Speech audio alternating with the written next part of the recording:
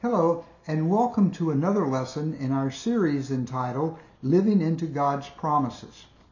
In this series, we have been looking at the nation of Israel as they have made their way out of Egypt, have made their way down the Sinai Peninsula, and then on to the Promised Land. We have been looking at what is going on in their lives as they are making their way to move into the land that God promised their ancestor Abraham over 400 years before.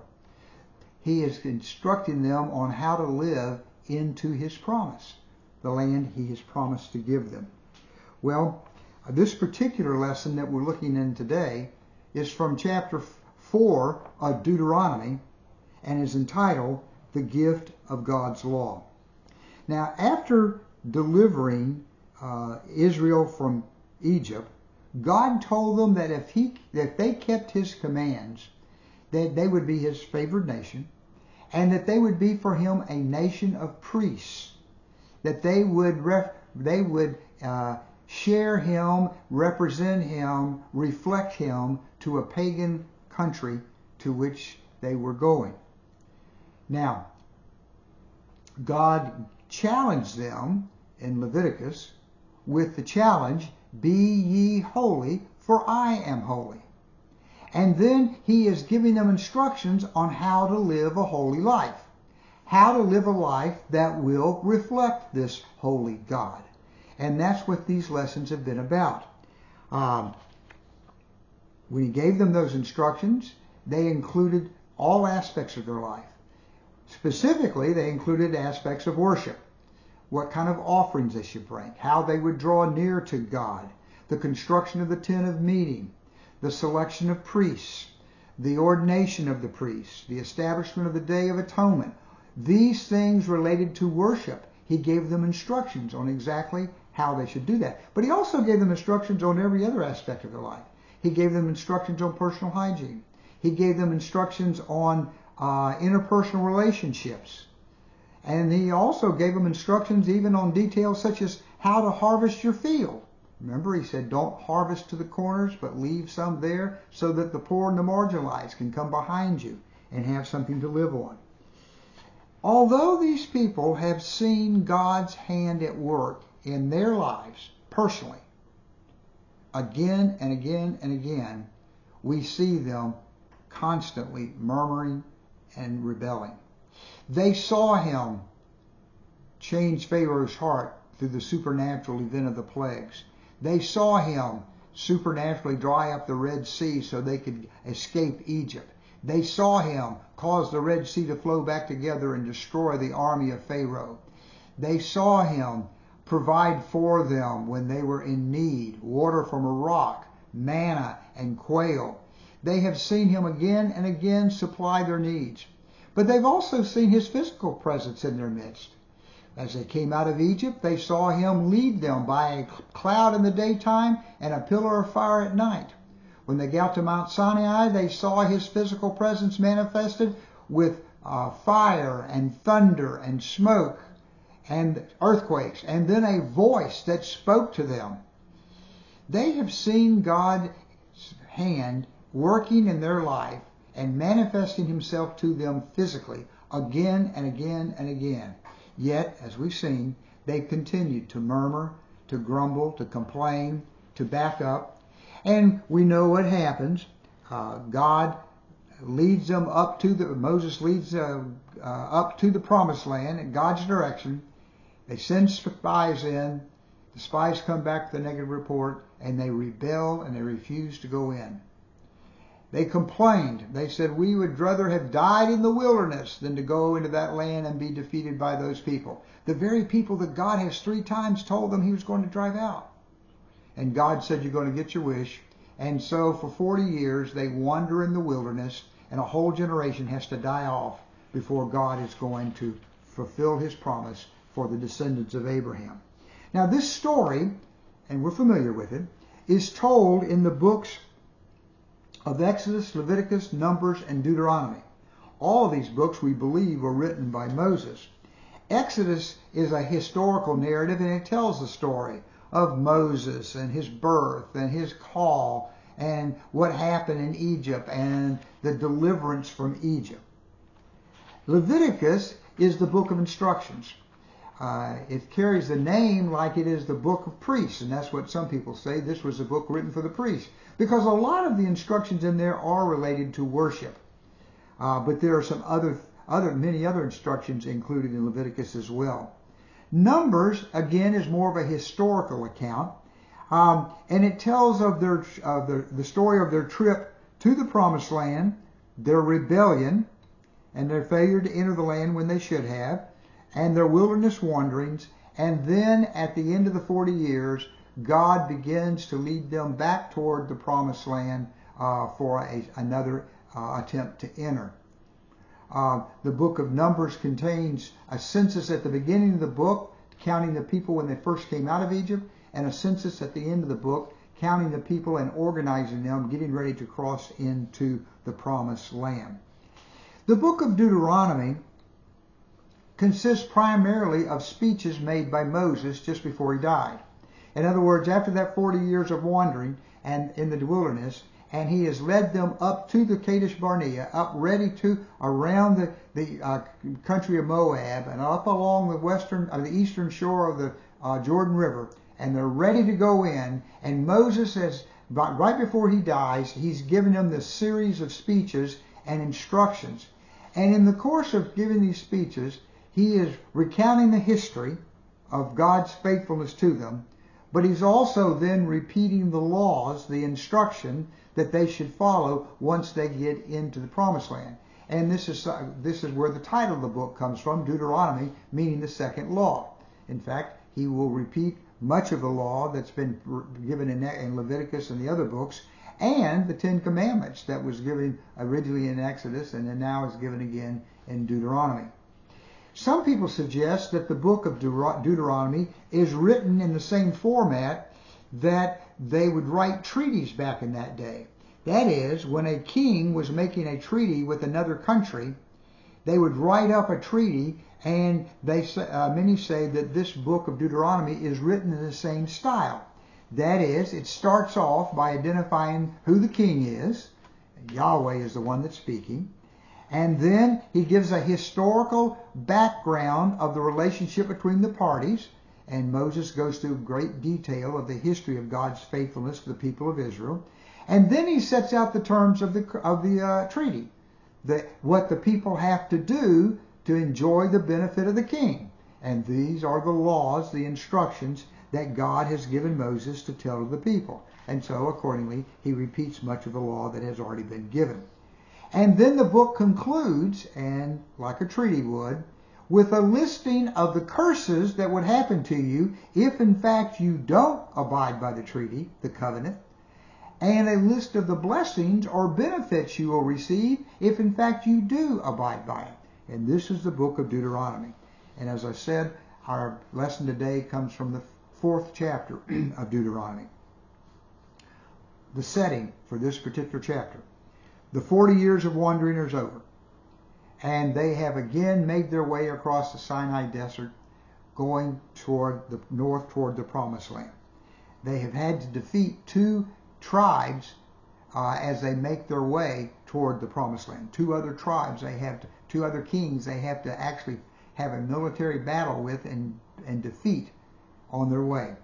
Now Moses starts off the book by noting that the trip from Mount Horeb, which is another name for Mount Sinai, the trip from Mount Sinai in the southern tip of the Sinai Peninsula to Kadesh Barnea up there next to the Promised Land is only an 11-day trip. But it took them 40 years because of their disobedience. They had to wander for 40 years before they were able to get up there on the eastern side of the Jordan River, ready to cross over into the Promised Land. He begins to recount the history of their trip, the first time to the Promised Land. He recites the issue of their rebellion, their wanderings in the wilderness, and now their second trip back to the Promised Land. And he describes the fact that they had to fight battles with 2 of the tribes. He explained that they were not allowed, that he was not going to be allowed to enter the land. And remember, we looked at that lesson where God told Moses to speak to the rock, but Moses struck the rock. And because it seems that Moses was angry and he had an attitude that he was the one that, or at least the people, led the people to believe that he was the one that was providing the water, God was dissatisfied with him and told him that as consequence of his not being faithful, he would in fact not be able to enter the promised land with them. And Moses is reminding the people of this. Then he begins to repeat the instructions on the law. Then he begins to tell them what God has told them before and remind them of how they should live once they get into the promised land. That brings us to chapter 4, verse 1. Moses speaking. Now Israel, hear the decrees and laws I'm about to teach you. Follow them so that you may live and go in and take possession of the land the Lord, the God of your ancestors, is giving you. Do not add to what I command you, and do not subtract from it, but keep the commands of the Lord your God that I give you. Again, Moses is not far from dying. He knows that he's reached the very end. He's not going to go across the river with them. So he's addressing them, and he's encouraging them to obey the laws that he has given them and that he is repeating for them. Now, he uses the word hear. Now, Israel, hear the decrees and the laws. But now the Hebrew word that's translated here carries with it more than simply the idea of a sound wave traveling through the air, coming to your ear, stimulating the audio nerve, going to your brain and creating a message. It's more than just that understanding of the message. The Hebrew word for hear means not only to hear, but also to act on it, to carry it out, to fulfill it, to obey it. So we could say, now hear and obey. These are the laws and the decrees and laws that you should carry out. Now, decrees and laws. The Hebrew word that's translated for decrees can also be translated as judgments. And we would think of that as more like a prior opinion or a prior a statement of the law. In other words, laws and statutes refer to those laws or instructions that are given to you, but decrees would be referring to judgments as to what has happened in the past when people didn't keep the statutes. Yes, they would have tribal leaders that would have to adjudicate the law, if you will, play a judge and be the judge. And he's saying you should hear, understand, and follow and obey and carry out not only the statutes, but carry out the consequences. Follow the judgments of prior decisions. It's much like in our court system, wherein a prior opinion is used as a precedent, so that cases following that precedent will have the same result as the situation that led to the precedent, the case of the precedent. Okay, so he says, hear, carry out. You should remember not only what God has promised you, God has asked you to do, but you should also remember what has happened to people when they haven't fulfilled the law. He says, that you may live. Obey the law. Hear and obey the law and the decrees, so that you may live. And now we're talking about spiritual life and physical life. Spiritual life, life in relationship with Him, but live a physical life. For you see, they're going into a land where the people are much bigger than they are and much stronger than they are. God's promised to deliver them, to run those folks out and to give them that land, but without God's help, they are no match. There is life in obeying God's law, physical and spiritual life. And then he says, so that you can go in and take the promised land. Going in on your own strength, you're never going to make it. But if you obey and live as I instruct you to live, Yahweh is saying, you will not only live, but you will possess the promised land. Then he says, keep these commands exactly as they've been given to you. Don't add anything to it. don't take anything away from it. Now, our human temptation is to add something. Now, what would happen eventually in the history of the Jews is they would allow traditions and the opinions of men, oral traditions, to become equally important with God's law. He says, don't do that. The other thing is our temptation is to try to explain away, to try to take the law and explain it in such a way that it doesn't have application to what we want to do, and so we basically are taking something away from it.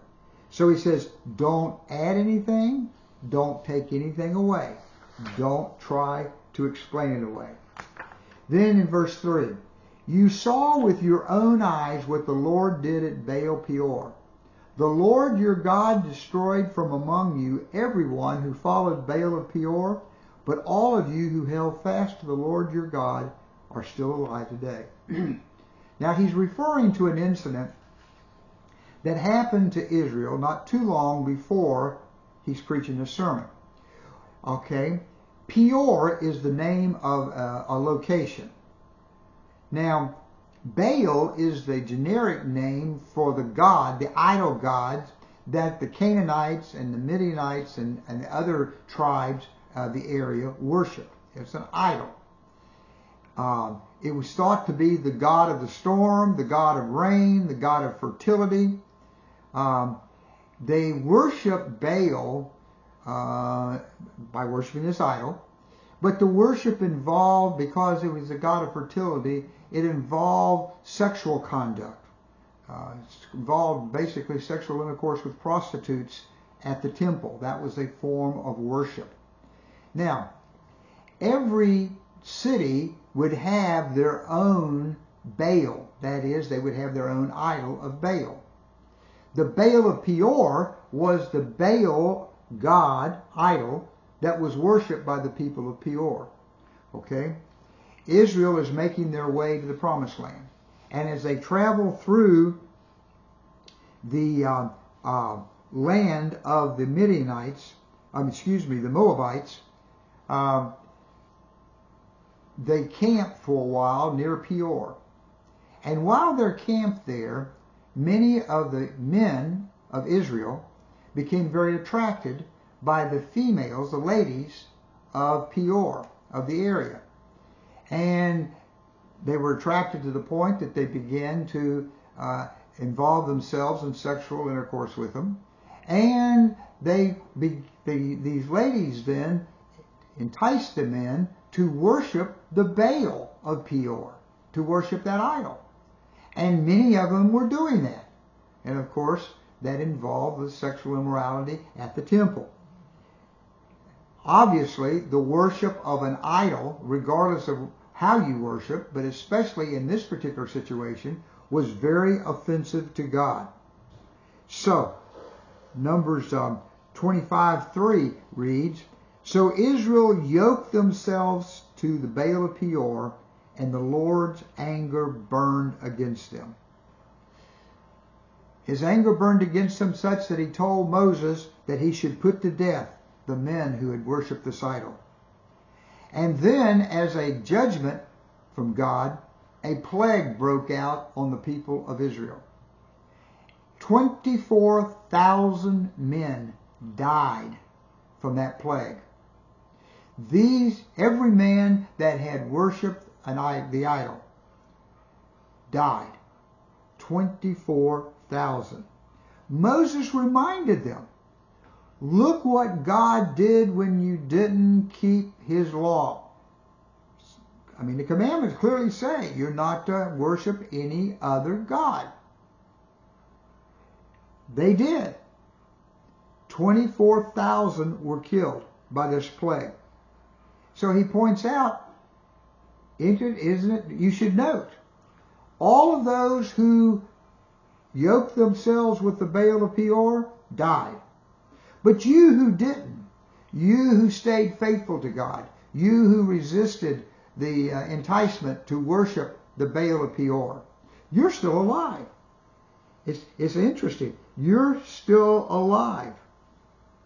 This is God's expectation. that you will maintain your faithful relationship with Him and you'll have life. But if you don't, you won't have life. You will die. Well, He reminds them. He reminds them that God expects them to obey. See, He says in verse 5, I have taught you decrees and laws as the Lord my God commanded me, so that you may follow them in the land you are entering to take possession. Observe them carefully, for this will show your wisdom and understanding to the nations who will hear about these decrees and say, the nations will say, surely this great nation is a wise and understanding people. Moses reminds them of what has happened when they've been unfaithful. And he says, and you are now to be faithful so that you can go into this land and live a life that's different. And by living a life that's being different, you're going to be a nation of priests. You're going to reflect a holy God. This lifestyle, as instructed by the commands, will cause you to stand out and be different. And other people will see this different. And they will call you a great nation. And they will say you are a wise and understanding people. Now, let's think about this. Moses has already, or will tell them a little later on, God didn't choose you because you are a large nation, a strong nation, a great nation. In fact, in chapter 7, verse 7, he says, God chose you when you were one of the smallest of nations. However, He wants to make you into a great nation. And this is what He's saying here. If you obey His command, you will be different. And the people who see that difference will remark, what a great nation. This would be a fulfillment of God's promise to Abraham. What was God's promise to Abraham? That one day, and of course we know this has been fulfilled in more than one time, one day people will be blessed through your seed. And this is the first instance of that fulfillment. Obviously the birth of Christ is the second fulfillment. But this is a fulfillment of that. People living in the promised land, those tribes, when they see this people being obedient to the laws, they will be blessed. And they will talk about the people of Israel being a understanding and wise people. Well, what is this difference? What would there be different about them if they lived according to the law that would cause the nations there to call them wise and understanding? Well, we have to have a little background. In that day and time, in that culture, that day and place and culture, there was a understanding that the elite, the powerful, would live off of the backs of the poor and the marginalized. In other words, the average working man would work and work and work and barely eke out an existence, but would have a good portion of what he earned or what he made from his work going to support the king and the elite. The working poor had to support the elite.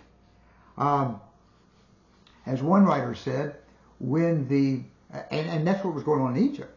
The Pharaoh was using Israel as a cheap labor, supply of cheap labor, and was having them do the work to support him and the elite. As one writer says, when God delivered the people from Egypt after the Exodus, He turned the economic system upside down.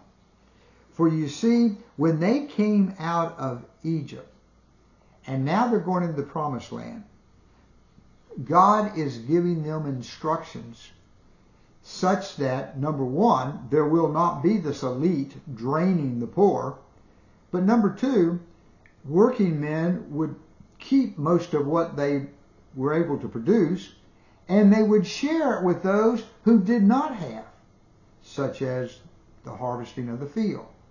In other words, this was totally contrary to the culture of that day. The culture of that day was that the idols, the gods that they served, were cruel, they were sinister, they were vindictive, and that man's lot was to try to appease them. But now here comes a people who talk about their God being a God of love and mercy and grace, and they're even called upon to extend that love and mercy. Remember what it said over there in Leviticus? Love your neighbor as yourself. They're called upon to extend that love and mercy to one another. This just turned the whole cultural world upside down. But it brought a sense of community and a sense of well-being, and the pagans would look at that and say, they're a wise and understanding people. This was stark contrast to what the world, the culture of the world was that they were moving into. They living according to God's law would mark them as totally different. And so God says, if you keep my commandments, I'll bless you. And as God blesses them, they're going to prosper.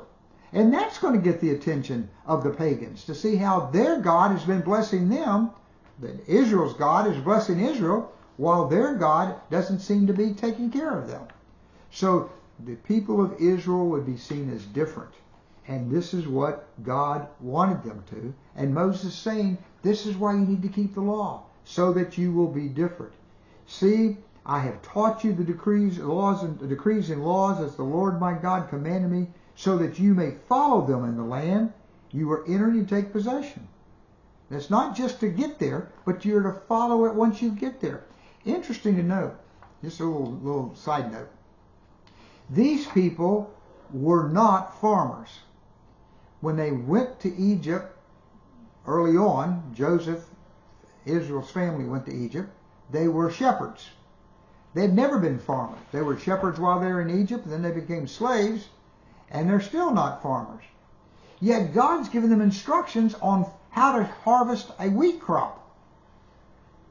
Obviously, these were meant to be obeyed in the promised land, because they'd been promised that that land was flowing with milk and honey. They'd been promised that that land was very rich and fertile, and that they would have abundant wheat crops.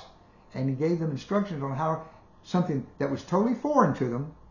But he says, when you get there, this is how you should live. Observe them carefully, for this will show your wisdom and understanding to the nations, who will hear about these decrees and say, surely this great nation is wise, as a wise and understanding people. And then Moses asked them a couple of rhetorical questions. What other nation is so great as to have their gods near them in the way the Lord our God is near us whenever they pray to him? What other nation? What other nation is great enough to have a God that is close to them? Why, they worship idols that are created by their own hands. These folks, these idols aren't able to do anything for them.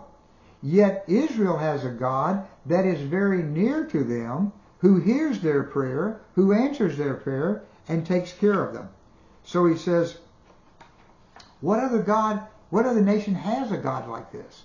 And the rhetorical question suggests the answer, and the answer is, well, there is none. Then he asked another question. He said, and what other nation is so great as to have such righteous decrees and laws as this body of laws I'm setting before you today? What other nation has laws that provides for the poor, that provides for the foreigner, that says love your neighbor as yourself? None. None. These laws would make them distinctive. And he says, this is what you should obey when you get there. None other was like nation. No other nation was like them, because they did not have a God that was like them. Let's go on to verse 9. Only be careful and watch yourselves closely, so that you do not forget the things your eyes have seen, or let them fade from your heart as long as you live. Teach them to your children and to their children after them.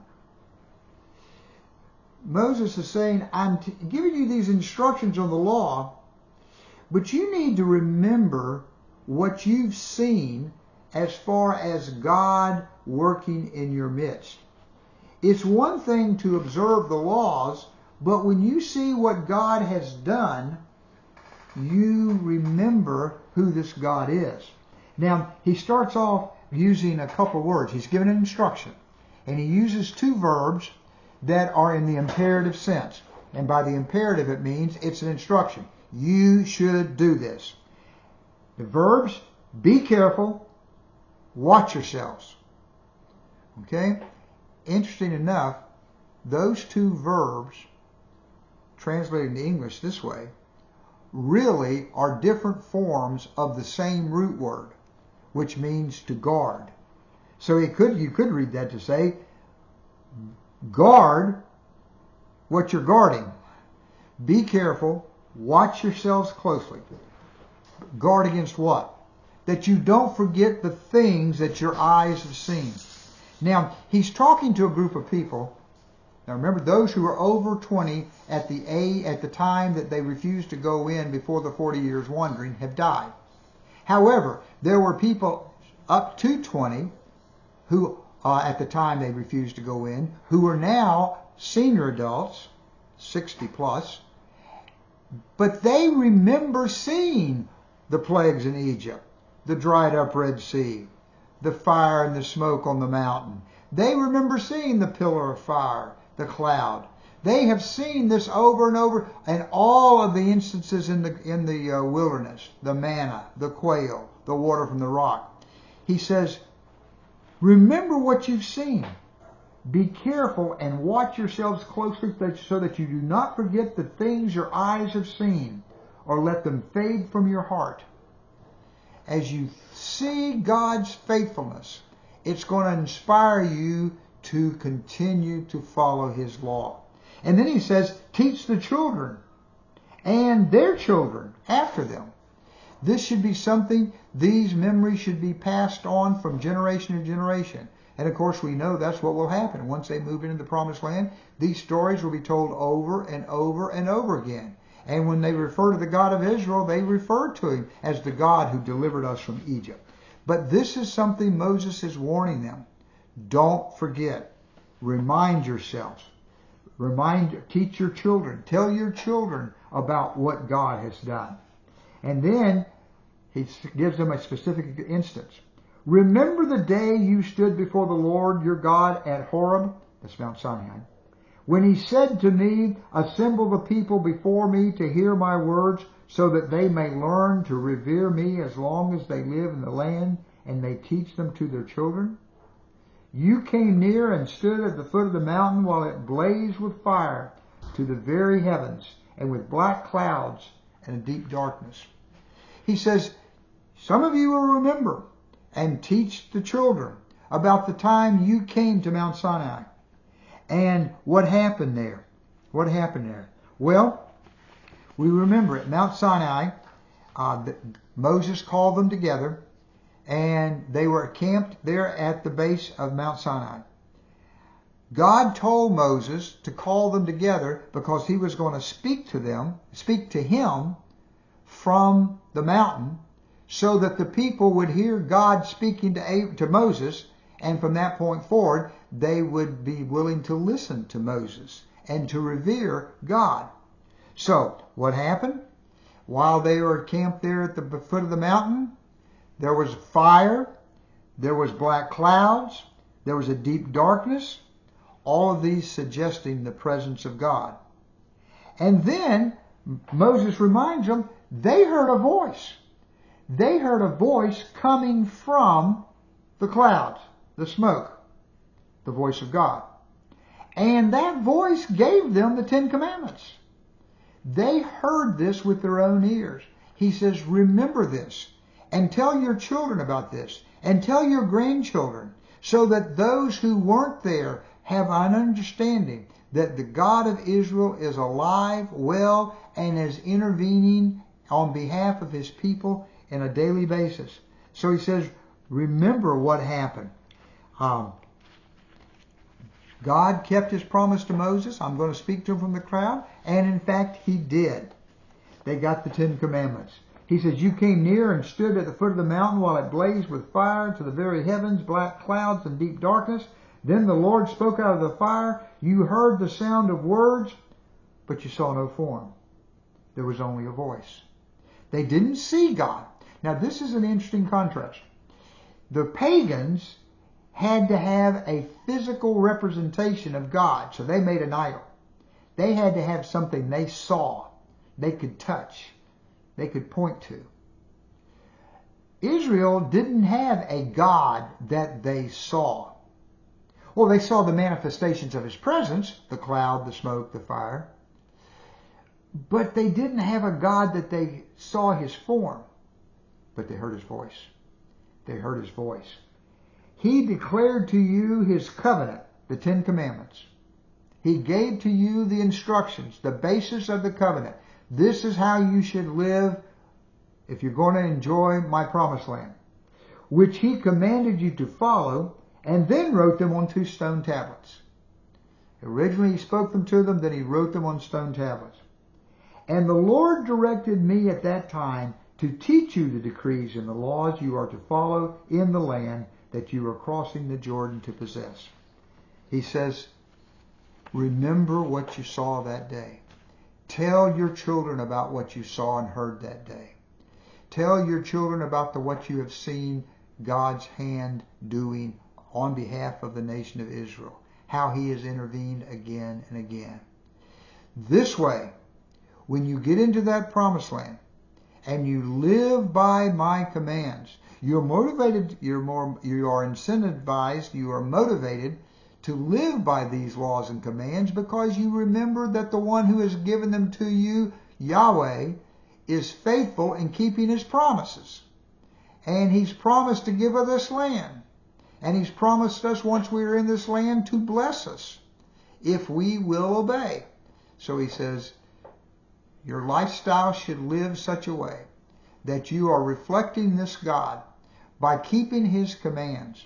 And as he protects and provides for you, and as you live a life of love and mercy and peace, as you live a life that is totally contrary to the pagan culture around you, God will bless you. And the others will see you and say, what a great nation. What a wise and understanding people. They will be attracted to this God, your God, Yahweh, by your lifestyle. Well, the gift of the law. It provides life. It provides an opportunity to prosper. This is the gift of the law. And it is by our obeying the law, this gift, by our implementing this gift that God has given to us, that we're able to live into his promises. We're able to live in that promised place that he has for us. There are a couple of takeaways from the lesson that I would point out to you. Number one, he's talking about how important it is to remember the past, to remember God's faithfulness, and how important it is to teach this faithfulness to the next generation. As we are reminded, when circumstances are overwhelming against us, we just need to stop and pause and think about God's faithfulness. And that will then give us the courage to trust and obey him, even in those times of great uncertainty, when times we are overwhelmed in our own humanness. However, when we think about his faithfulness, we realize that he's caring for us and will care for us. And that's something we should teach the children. And then there's another important takeaway. God told them that the best way to communicate God's laws to the pagans was to live them, to follow them, to obey them. There's a quote that's often attributed to St. Francis of Assisi. Whether he actually is the one who said this or not, I don't know, but it's attributed to him. And that quote is, preach the gospel at all times, and if necessary, use words. We should always be reflecting, as Christians, we should always be reflecting the good news of Jesus Christ. And if necessary, say it. But our lifestyle should reflect. Just as their lifestyle was going to be so different from the culture of their day that it would attract the attention, our lifestyle should likewise lead people to say something about us. They're different. They've been with Jesus, as book of Acts says they said of the early disciples. I close with this colloquial that I've used many times in many lessons. If you were arrested and charged with being a Christian, what would your neighbors testify to? What evidence would they give as to whether they thought you were Christian or not? It is our lifestyle that preaches the gospel most effectively. Let's pray. Father, we thank you for the gifts you give us, the promises you've given to us, your faithfulness in keeping your promises. We pray that even this week, even when circumstances seem to be overwhelming, that as we think of your faithfulness, that you would help us and encourage us and equip us and enable us, that we can live that life of trust and obedience, such that our lives would truly be reflective of the one that we serve. Father, help us this week that we might become all that you've called us to be. For it's in the name of the one who called us, even Jesus Christ, that we pray. Amen. Thank you.